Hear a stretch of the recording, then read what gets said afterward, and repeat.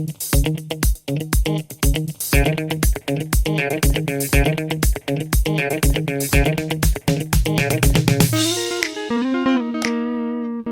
welcome. Happy to see you again. I hope you're happy to see me again. If you never saw me before, then hi, welcome. I hope that the answers provided here help you somehow.